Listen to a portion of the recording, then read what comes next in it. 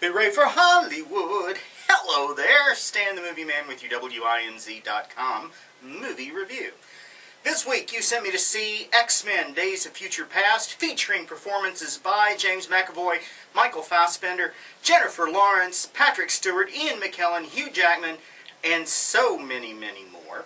It is the time-traveling tale of Wolverine, played, of course, by Hugh Jackman.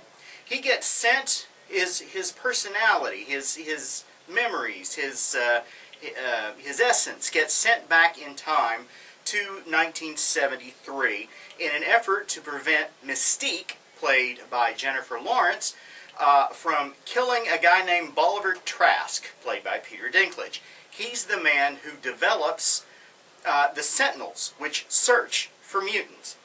Mystique, in the timeline that the movie starts in, has killed Trask, but was then captured. They use her blood and do various experiments on her to figure out her ability to change shapes and images, and they are able to adapt that to make Sentinels that can adapt to any mutant's power.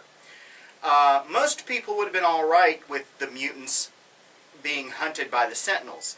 Unfortunately, the Sentinels then begin looking for people who aren't mutants, who have the gene to create a mutant in a future generation. They also hunt people who are known to help mutants.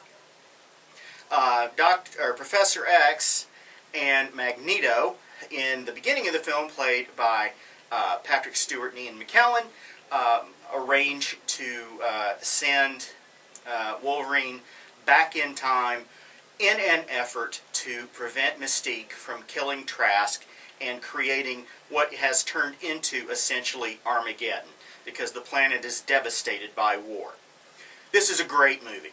It is fantastic. If you like superhero films, if you like time-traveling films, and if you like movies that just have some complex characters and some good character development, X-Men Days of Future Past is a terrific film for all of these reasons. It's a lot of fun. There's some humor, although it is a very serious movie as far as superhero films go.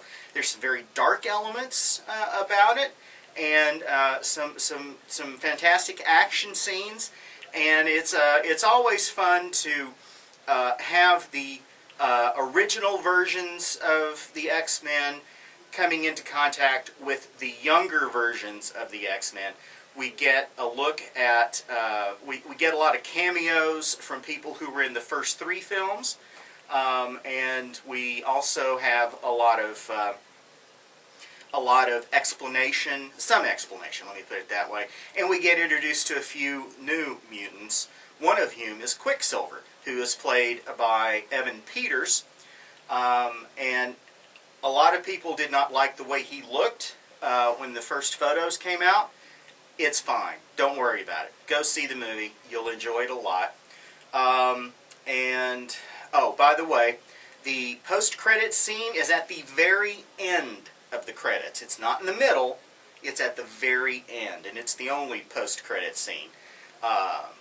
There's not one in the middle, so you got to sit through a whole slew of credits to see this setup for X-Men Apocalypse that will be coming out in a couple of years, and it should be kind of a big deal as far as the X-Men lore goes. I really enjoyed the film. I want you to go see it. I'm giving it 5 guitars. Go to WINZ.com to read my complete review, as well as to vote on the movie that I see next time. If you have any questions or comments, feel free to send them to me at stanthemovieman@att.net. You can also follow me on Twitter @MovieManStan. Till next time, see-yins.